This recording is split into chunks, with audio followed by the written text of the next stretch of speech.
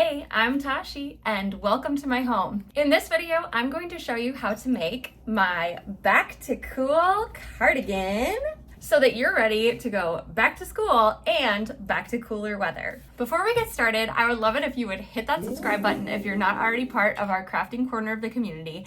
And if you enjoy any part of this tutorial, please consider giving it one of these.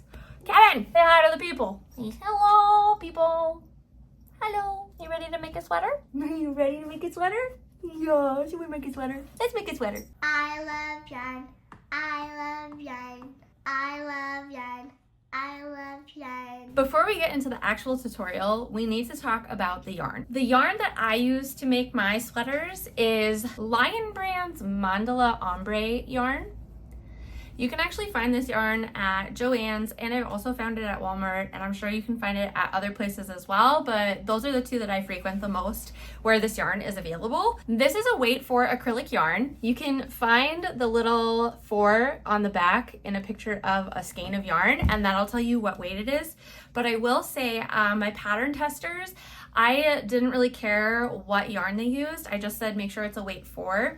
And a lot of them had issues with the way that the cardigan draped on them. So I would definitely recommend this specific brand, the Mandala Ombre, because it is a very soft, very well draping yarn compared to like if you're gonna use some other types of acrylic like Joann's Big Twist yarn or something like that. They tend to be a little more stiff, so it might not fall as nicely. Also, I don't block this sweater. If you do plan to block it, I would recommend maybe sizing down because some of our testers did see a big increase in the size when they blocked their piece at the end. Then their sweater was a little oversized, which isn't a huge deal if that's something that you're going for, but it is already meant to be somewhat of an oversized sweater. So if you want it to fit you correctly, just kind of keep those things in mind. So this is the yarn that I use for the body of my sweater. You will be seeing me using a different couple of colors in this video because I have a couple of these sweaters already in progress. So I might be switching colors, and I'm just going to be highlighting some of the things that my pattern testers kind of struggled with. If you want the full pattern with all of the stitch counts and the row counts for all of the sizes of sweaters, you can find that linked in the description below, and you can purchase it from my website, tashiathome.com. Then for the ribbing of the sweater, for this part, I use Feels Like Butter by Lion Brand as well. I absolutely love this yarn because of how soft it is. So it's a really good yarn to pair with the Mandala Ombre yarn because they're both super, super soft yarns and they work up really nicely together. However, I would say that the yarn that you use for the ribbing is definitely one that you can play around with. This is not the end all be all for me. I would say if you stick with one yarn, I would stick with the Mandala Ombre yarn from the pattern. But again, it's your cardigan. It's completely up to you. Feels Like Butter is also a weight 4 yarn. However, I have also used Kabu, which is also by Lion Brand. Can you tell that I like Lion Brand a little bit? And this is a weight 3 yarn, and it did work up fine for the ribbing as well, although it did tend to cause a little bit of bunching in the sweater, but nothing like significant and nothing that blocking wouldn't fix. So that's another alternative option, and Kabu can actually also be found at Walmart, whereas Feels Like Butter I actually got from Joann's. As far as hook sizes go, you're going to want to be working with a 5mm when you're working on the body and the sleeves of the sweater, and then a 4mm for the ribbing and the cuffs. Going down in size when you're working the ribbing and the cuffs is just going to make it come together a little bit more tightly and give it a nice little stretch to it, and I just found that it really does tie the whole sweater together. You also have optional buttons that you can include on your sweater, completely optional, totally up to you. I will link these ones in my Amazon storefront, and you can find that in the description below as well. With all of that being said, let's get started making our sweater. First thing that we're going to do together is we're going to learn how to make the foundation chain. I recommend using the foundation chain because it gives a lot more stretch to your panels, so they won't be as rigid if you just did a chain and then double crochet. So to form a foundation chain, you're first going to start by making a slip knot, and then we want to chain 2. So we'll go 1, 2. And we're doing a double crochet foundation chain. So what we're going to do is we're going to yarn over.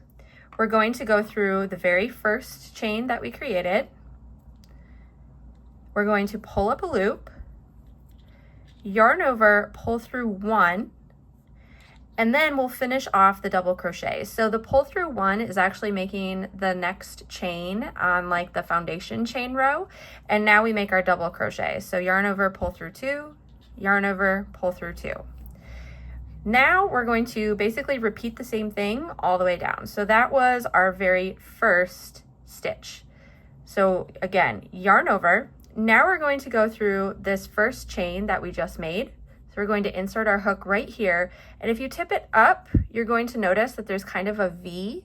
So we want to make sure we go underneath the back side of that V as well. So yarn over, go through that chain just like that. So you can see I went through both sides of the V, pull up a loop, yarn over, pull through 1, yarn over, pull through 2, yarn over, pull through 2. I'll show you guys one more time here. So we're going to yarn over.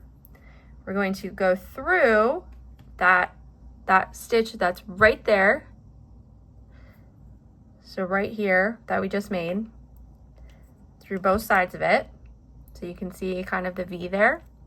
Pull up a loop, yarn over, pull through 1, yarn over, pull through 2, yarn over, pull through 2.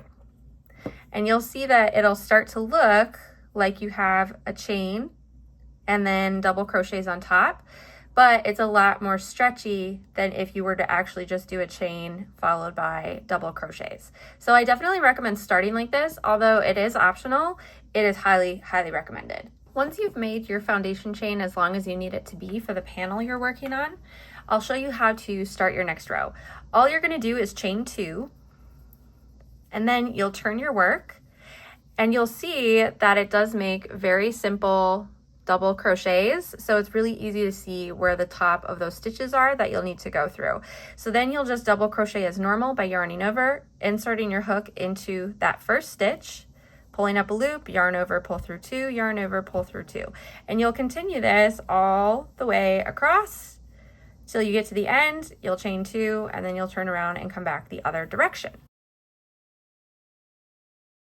Now what I'm going to do is I'm going to teach you how to do the decreases for the front panels. So if you're making a size extra small using the pattern, this would be rows 24 and 25. If you're making any other size, it would be your corresponding row on the pattern. So the first part is to just double crochet along your panel like you have been doing until you get to the last 2 stitches.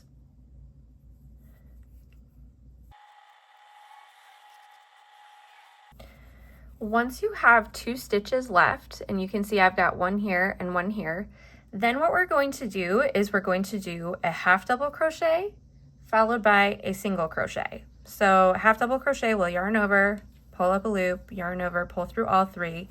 Single crochet, we'll insert our loop, pull up a loop, yarn over, pull through 2. Then what we're going to do is we're going to chain 1 and turn our work to go back the other direction. We're going to be skipping this single crochet, and we're going to slip stitch into this half double crochet. So skip the first one and then slip stitch, insert, pull up a loop, pull through the loop on your hook, and then we will do a single crochet, half double crochet, and continue on with our double crochets. So single crochet is next, followed by a half double crochet, and then we double crochet the rest of the way down. And what I like to do is I actually like to insert a stitch marker into that single crochet, because a lot of times it's easy to confuse the single crochet with the slip stitch. The slip stitch does not count as a stitch, so the single crochet is going to be the last stitch of the row when you're coming back. So once you get back, you're going to do a half double crochet on top of the half double crochet you just made, and then a single crochet on top of the single crochet you just made. And what's going to happen is it's going to end up forming kind of a step pattern. So I will do another row just to kind of show you what this is going to start to look like. Okay, I have gone all the way down and back with my double crochets, and now you can see I am actually 3 stitches away from that stitch marker. So I'm going to do one more double crochet, and now I only have 2 stitches left, so I'm going to do a half double crochet again, followed by a single crochet, and I will remove that stitch marker. After my single crochet, I again chain 1, turn my work, skip, do a slip stitch, single crochet, and I'll insert my marker into that single crochet because that's going to be the end of my next row when I come back. Half double crochet, and then continue on with my double crochets as normal. So what will start to happen is you're going to start to get kind of this step happening with the front of your panel. That's going to be fine because once we attach the ribbing is going to hide all of the jagged steps and it'll form a nice smooth panel for you. Okay, it is now time to show you how to attach the front panel. So as you can see, I have my back panel done and I've already attached one of the front panels. The biggest thing that you're going to want to keep in mind is the sloped edge is going to want to be pointing towards the middle of your back panel. So what I do is I just take my front panel and don't fasten off the yarn. So I still have my yarn attached to my skein here. And I like to align all of my stitches, and I actually like to place a stitch marker into the end stitches on both sides. This just helps to secure it in place so that you don't have to worry about it moving around while you're trying to stitch. And you can put a few more stitch markers along if you want to, but then I like to go down and line up every stitch just so that I make sure I'm starting on the correct stitch when I start joining these 2 panels together. Once you've gotten all the way to the end and you have all of your stitches aligned all the way down, then we're going to start slip stitching these 2 sides together. So the way that I do that is I obviously turned this around so that I'm crocheting back towards this edge here. But all you're gonna do is you're going to insert your hook through both sides. Now I tend to skip this first stitch just because it's kind of hard to get into, and I like to start on the second stitch. So you're just gonna slip your hook and make sure it goes through both sides of the same stitch. So make sure your stitches are aligned, and then we're just going to do a slip stitch. So that's pull through, and then it's super easy. You're just gonna slip stitch all the rest of the way down. And that is how you're going to join your front panels to your back panel. And obviously this is going to be the inside of the back panel. So we will at some point turn this inside out, but we're actually going to keep it with the wrong side facing out while we do the sleeves as well. Once you get all the way to the end and you've slip stitched into your last stitch, then you're just going to fasten off. And you can feel free to weave in this end. Once you have both of the front panels attached, we're going to keep it turned inside out. And then what you'll want to do is you will want to place a stitch marker along the side panel where you want your sleeve to start. So you can at this point drape this over your shoulder if you're making it for you, and just pin this wherever you want the sleeve to start, whether you want it to be a large opening or a smaller opening, or you can pin it based on the measurements in the pattern. So then what we're going to do is we're actually going to start just on one side first, down at the bottom. We'll attach our yarn at the very bottom of that first side, single crochet up the seam just to secure it really well. And then once we get to the stitch marker, that's when we're going to single crochet around the sleeve opening and start building off of our sleeve. So let's go ahead and get started on that. To get started, I like to tie my yarn onto my corner. So I will stick my hook through and then pull the yarn up. And then I just like to fasten it on with a knot. You're not going to notice the knot, and it's going to get hidden when we do our ribbing as well. So it's really not a big deal. And I just feel like this really makes the yarn super secure, so it's not going anywhere. And then we'll start crocheting our single crochets all along the ribbing. So just pull up a loop with that yarn over, and then we're going to start our single crochets. Now, do the best that you can to line this up. If you look along the side, you can kind of see where the bumps will line up with each other. Just try to keep them aligned as best that you can. And we're going to try to do approximately 2 single crochets for every row, but this honestly does not have to be perfect because since it's the seam, it's going to be pretty well hidden. But that's just kind of how I like to gauge kind of where I'm at, is by lining up the different ridges along the seam. So you will just single crochet all the way down until you reach that stitch marker that we placed.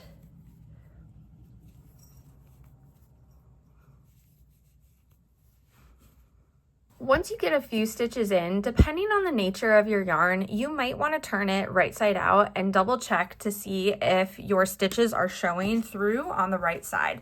So if we flip it over here, you can see that because of the way that the yarn that I'm using changes colors, these stitches are actually showing pretty clearly on this side. Whereas if my yarn is more of a consistent color, you can see here, because my yarn is pretty blue, the stitches blend in a lot more nicely on the blue yarn than they do on this colorful yarn.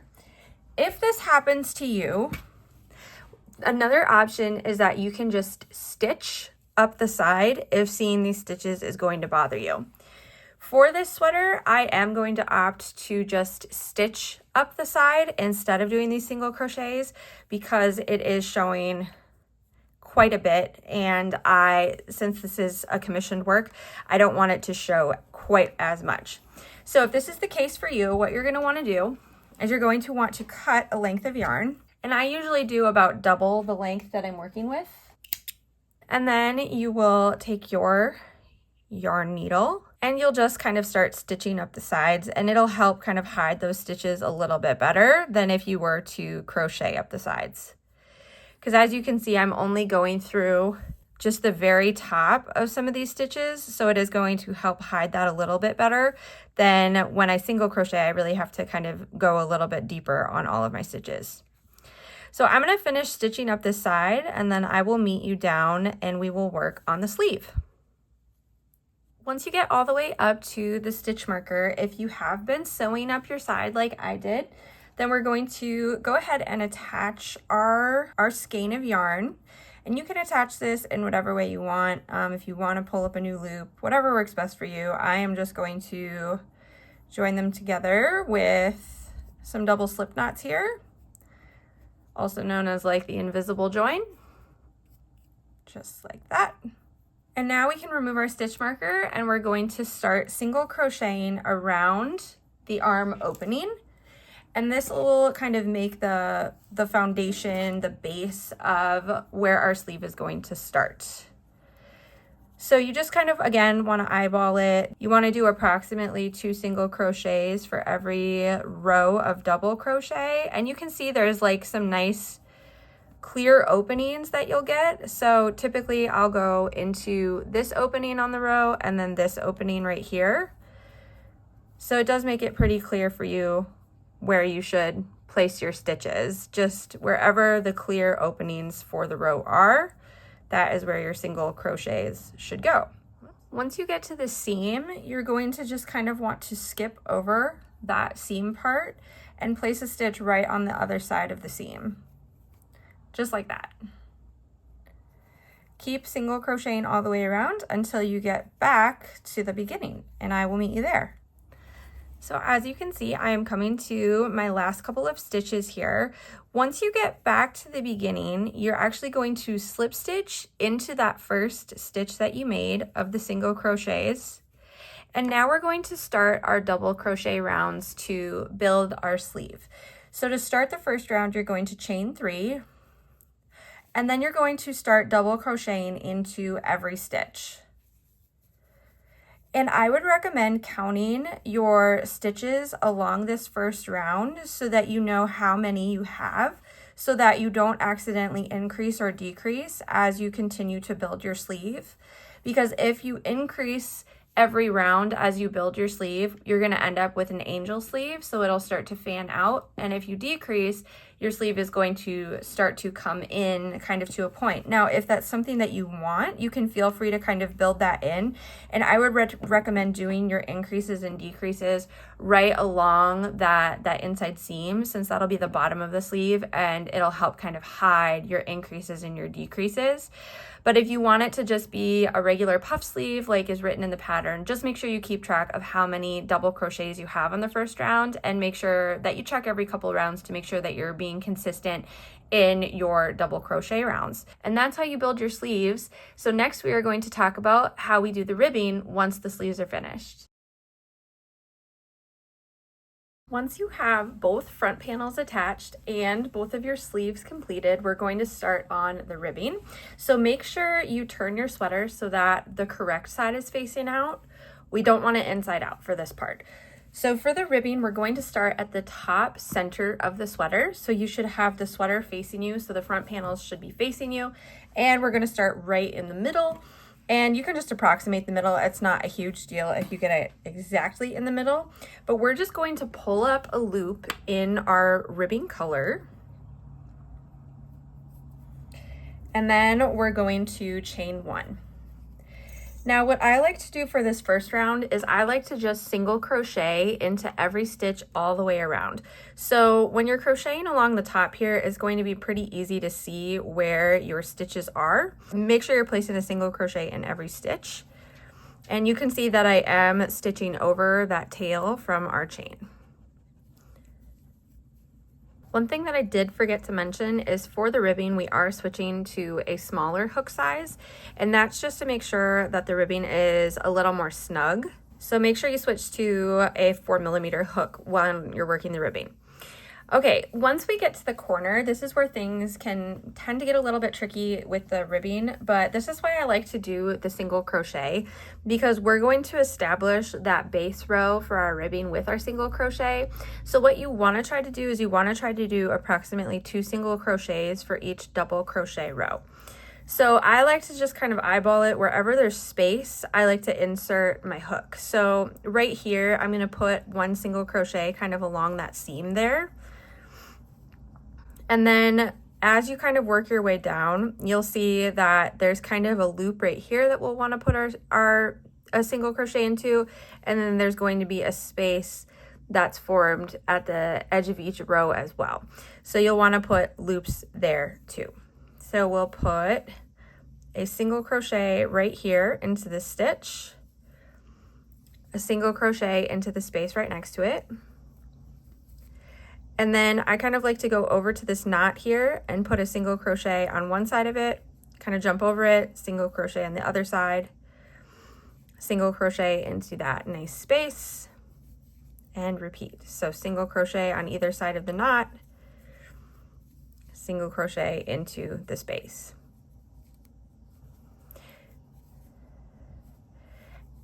And you'll just continue this all the way around until you reach the beginning. Once you get back to the beginning, you're just going to slip stitch into that first stitch that you made.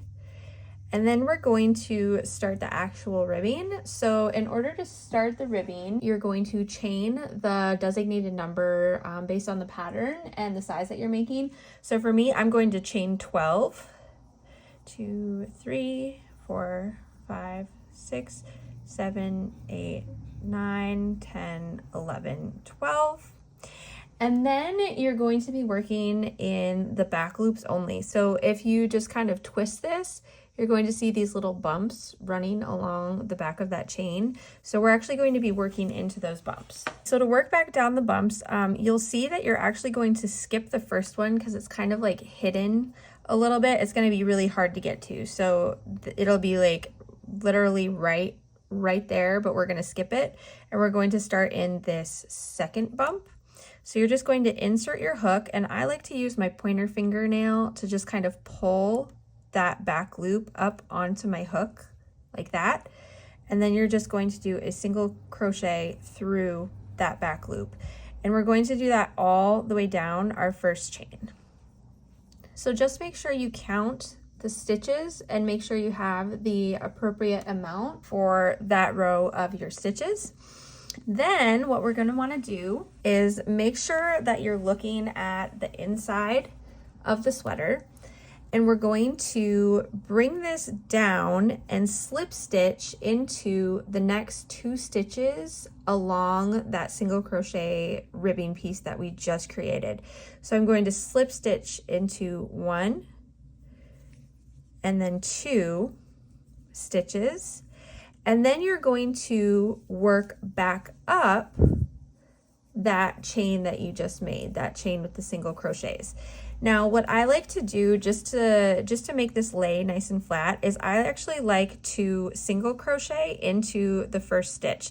So sometimes it's hard to see where you're going to insert. It's hard to tell which stitch is my 11th stitch. So if you just turn and count down to your whatever stitch you're supposed to be single crocheting into, that can sometimes be really helpful. So I'm going to count down 1, 2, 3, 4, 5, 6, 7, 8, 9, 10, and 11. So this stitch right here is the one that I'm going to single crochet into. So I'm just going to insert my hook, do a single crochet, and then I'm going to do back loops only the rest of the way up until I reach the very last stitch in this row. So all I do is I insert into the back V. I'm going to insert my hook through that back loop of the V, pull up, yarn over, and pull through. So I'm just doing the back loop only single crochets all the way back up this ribbing piece. So once I do 10 back loop only single crochets, then I'm going to end the row with a regular single crochet. And the reason I like to end with a regular single crochet into that last stitch is because I think it just makes the edges a little more straight than if you were to do a back loop only single crochet. Now you're going to want to chain 1. We're going to turn our work, and we are going to crochet back down that row towards the base of our sweater. So again, we're going to just do a single crochet into that first one, and then we're going to do back loop only single crochets the rest of the way down until we get to the final stitch of this row. Okay, so here I am at the final stitch, and I'm just going to insert my hook and do a single crochet. And now we're going to again slip stitch into the next 2 stitches, and we're going to repeat that whole thing all over again. So I'm going to slip stitch and make these slip stitches nice and tight so that your ribbing hugs up nicely next to that single crochet foundation that we built. Then we will again turn our work and start the process all over again with a single crochet and then back loop only all the way up, and then keep coming back down. So you're just going to go up and down and up and down and up and down all the way around the ribbing. The only part that's a little bit tricky is when you get to the corner, which is where you should have placed your stitch markers before starting this part of the ribbing.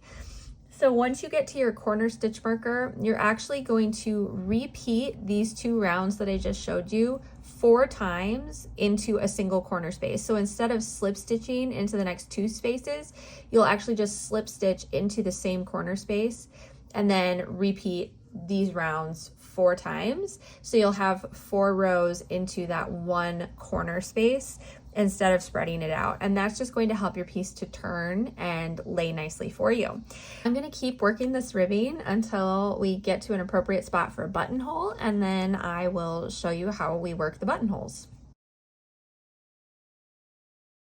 Once you get to your first stitch marker for your buttonhole, what you're going to do is you're going to want to make sure that you end on a row 2 repeat where you're crocheting up the row and away from the base of the cardigan. Once you get to the end of the row, we're going to chain 1 and turn our work like we normally would to head back down the row. But instead of doing back loop only single crochets, we're actually going to do just regular single crochets and slip stitches. So you're going to want to do 3 slip stitches in the middle of the row. So it'll depend how many single crochets you do based on what size sweater you're making. For me, I'm doing 4 single crochets followed by 3 slip stitches, followed by 4 single crochets for a total of 11 stitches across my row. So I'm going to start with a single crochet, and I'm going to do that 3 more times.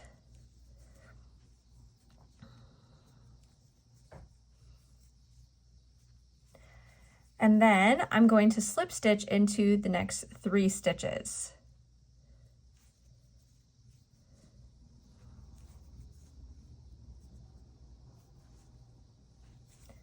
And I will end with 4 more single crochets to finish out the row.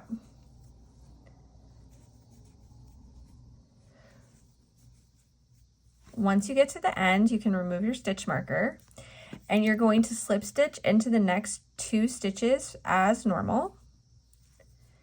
And then we're going to turn our work so that we can work our way back up to finish out this side of the buttonhole. So now on this next pass, we're basically going to do the exact same thing again, but instead of the 3 slip stitches in the middle, we're going to do a chain of 3 and skip 3 stitches. So I'm going to start with 4 single crochets. 1, 2, 3, 4, and then I'm going to chain 3. 1, 2, 3, skip 3, 1, 2, 3, and then I'm going to single crochet 4. 1, 2, 3, and 4. Then I'm going to chain 1 and turn my work. And as you can see, you'll have a little opening here that is fit for a button. Now this hole should fit a button that is 3/4 to 1 inch around, but if you plan to use a bigger button, you can always increase the buttonhole size by a stitch or 2 on either side, just kind of depending. But at this point, if you wanted to test your button, you could absolutely do that. For instance, let's say I'm using this button, which would fit within the 3/4 to 1 inch mark. You could just try to pass it through the hole just to make sure that it fits. Whereas if I was planning to use a slightly larger button, it wouldn't fit quite as easily through the hole. So then I might want to add a couple of open stitches on either side. Once you get to this point, all we're going to do is we're going to do another single crochet all the way down. So you'll just single crochet into the first 4, and then once you get to that chain space, what you're going to do is you're actually going to single crochet right over those chains. So you'll single crochet however many chains you made. So since I made 3 chains, I'm going to do 3 single crochets right into that button space over my chain 3. And then I'll continue and end with my 4 single crochets to finish off this row. And that is how you add a buttonhole on your sweater.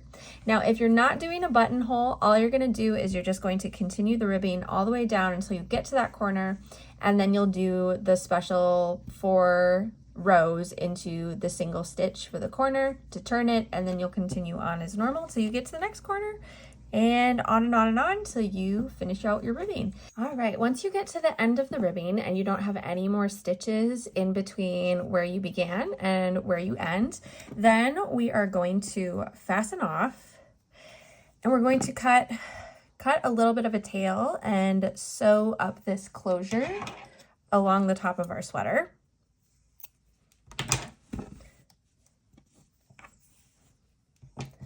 So you can just take your yarn needle, and what I like to do is I just kind of like to line mine up and make sure that I'm working along the inside of the sweater.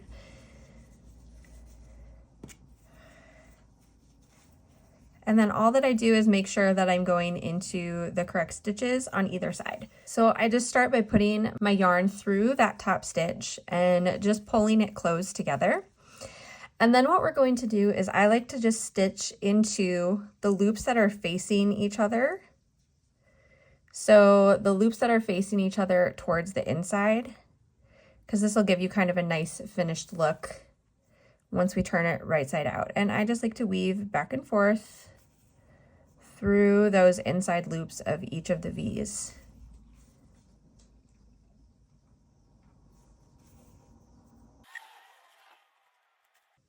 And this is what it should look like once you flip it over. So at the very base, I will just go back and forth a few times just to make sure it's really secure.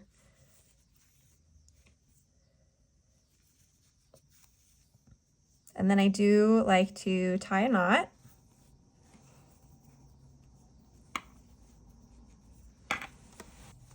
And then I will just weave in this end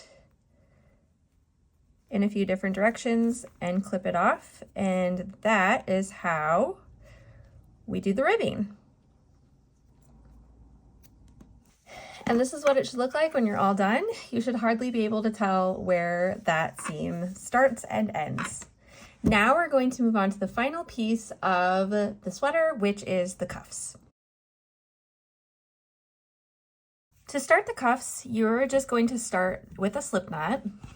And then for any cuff size, we're going to chain 16. So 1, 2, 3, 4, 5, 6, 7, 8, 9, 10, 11, 12, 13, 14, 15, 16. And then we're going to rotate the cuff slightly, and we're going to be crocheting into these bumps on the back. And so it'll just be exactly like we did our ribbing, where we will be doing single crochets into the back loop only. So you're going to start in the second loop from your hook, stick your hook through that back loop, pull up a loop, yarn over, pull through.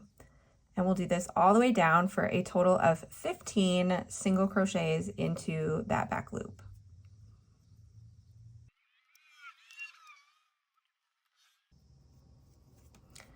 There's 14, and then we will end with this last one, which will be 15.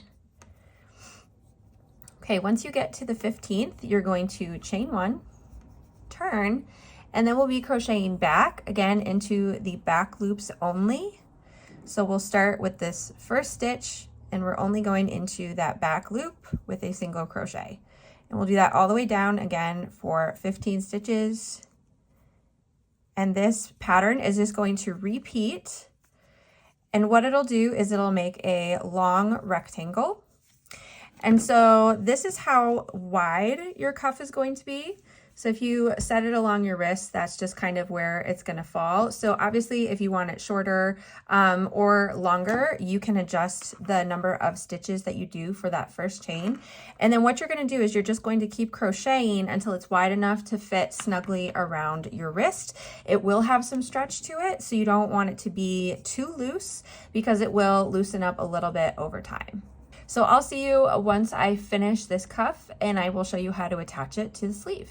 Once you get your ribbing long enough so that it fits comfortably around your wrist, then we're gonna move on to joining it together. Now, I'm not making this one for me. I'm actually making it for a friend. And so I had her measure the circumference of her wrist, and she said it was 8 inches. So you want the length to be about 1/2 inch shorter than the wrist because it is going to stretch a little bit. So in order to have a nice snug fit, you do want to have a little bit of space. You don't want it to be too big, otherwise it'll feel really, really loose.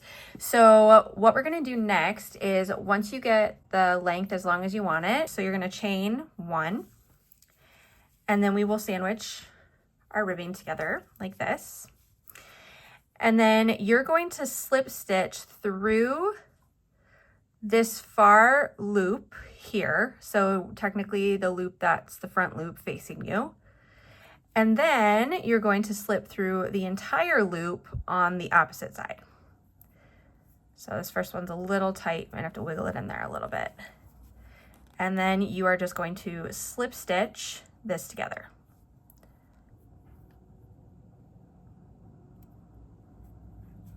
You will just continue this all the way down until you reach the opposite end of the cuff.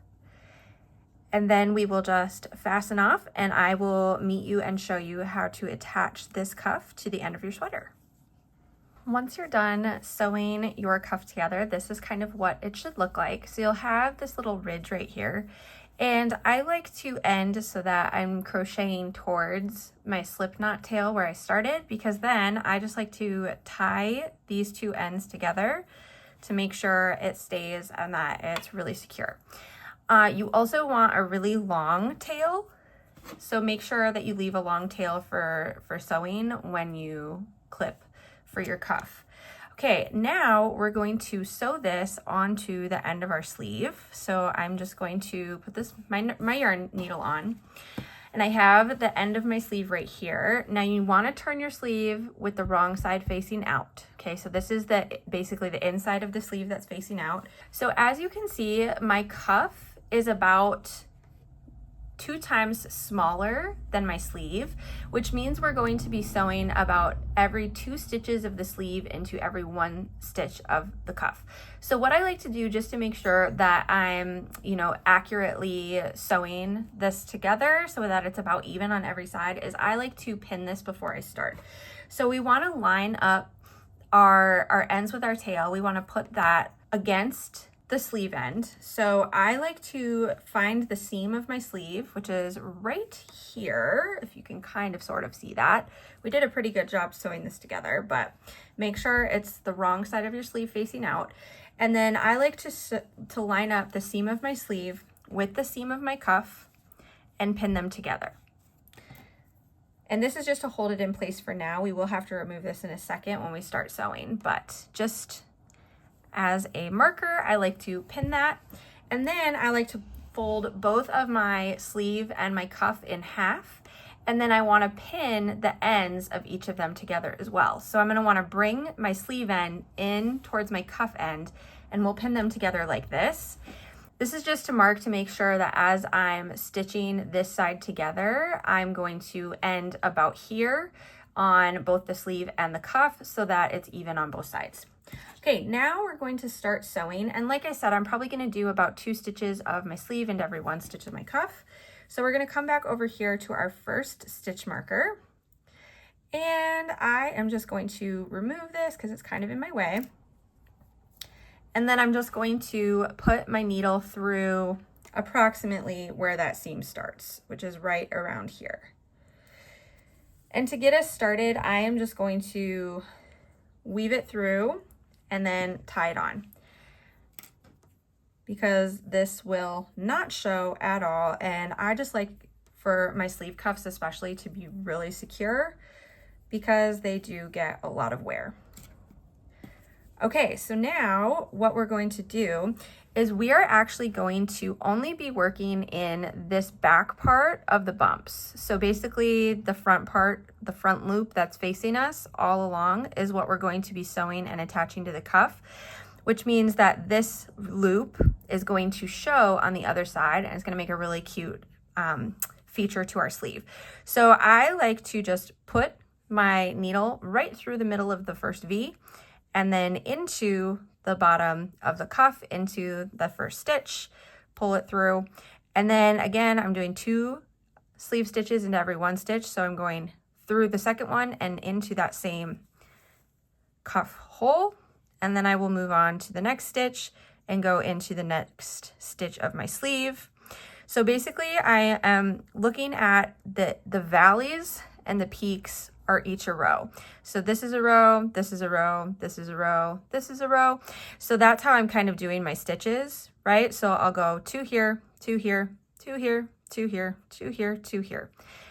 And like I said, this does not have to be perfect by any means, because nobody is going to see these stitches once you turn this right side out.